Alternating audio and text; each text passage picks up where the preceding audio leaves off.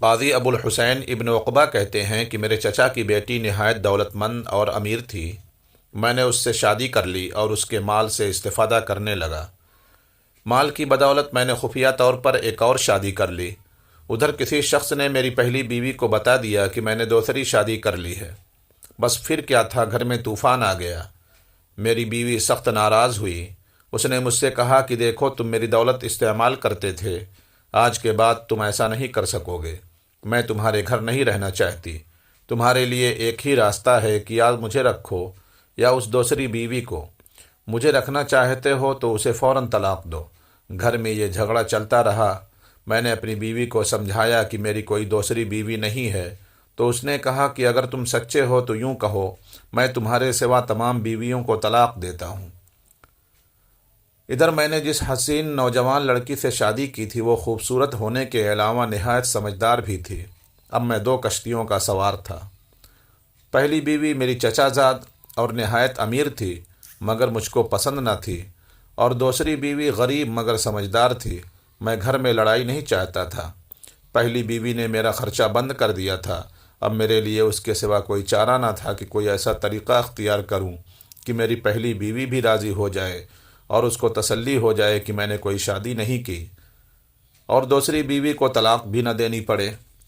خاصے سوچ بچار کے بعد میں اپنی دوسری بیوی کے پاس گیا اور اس سے کہا کہ تم اپنے ہمسایوں کے پاس جاؤ، ان سے ایک عمدہ اور خوبصورت لباس عاریتاً لے لو، اور پھر خوب بن سنور کر خوشبو لگا کر پہلی بیوی کے پاس جاؤ، تاکہ اسے احساس ہو جائے کہ تم نہایت امیر اور مالدار عورت ہو۔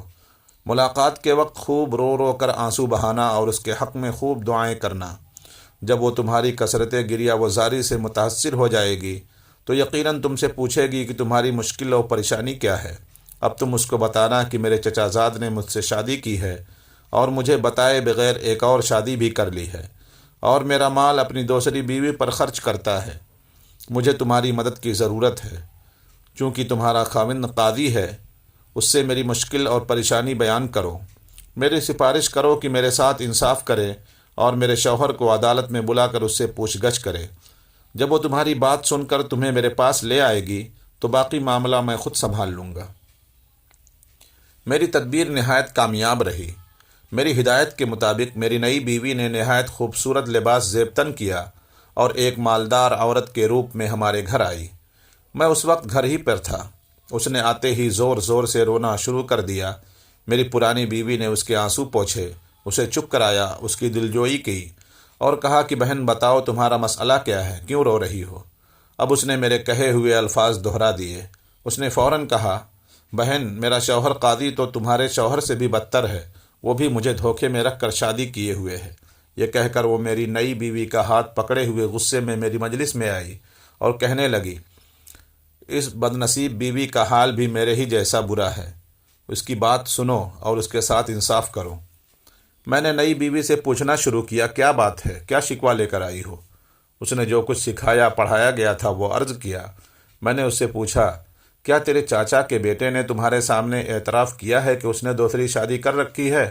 اس نے کہا، نہیں، اللہ کی قسم، بھلا وہ میرے خوف کے مارے کیوں کر اعتراف کرے گا؟ میں نے پوچھا، پھر کبھی تو نے اس کی دوسری بیوی کو دیکھا ہے اور اس کی شکل پہچانتی ہو؟ وہ کہنے لگی، نہیں نہیں۔ پھر میں نے کہا، اے خاتون، اللہ کا خوف کھا اور سنی سنائی باتوں پر یقین مت کر، کیونکہ حاسد لوگوں کی تعداد بہت زیادہ ہے جو میاں بیوی کی خوشی نہیں دیکھ پاتے۔ اس طرح جو لوگ عورتوں کو بگاڑتے ہیں ان کے پاس اس قسم کا ڈرامہ رچانے کے لیے بہت سے ہیلے بہانے ہوتے ہیں اور وہ جھوٹ بھی بہت بول لیتے ہیں۔ مثال کے لیے میری ہی بیوی کو دیکھو، اس سے بھی کسی نے یہ چغلی کھائی ہے کہ میں نے اس کے علاوہ بھی کسی عورت سے شادی کر رکھی ہے، جبکہ میں اس کے سامنے یہ قسم کھا کر کہتا ہوں کہ اس دروازے کے باہر اگر میری کوئی بیوی ہے تو میں اسے طلاق ثلاثہ دیتا ہوں۔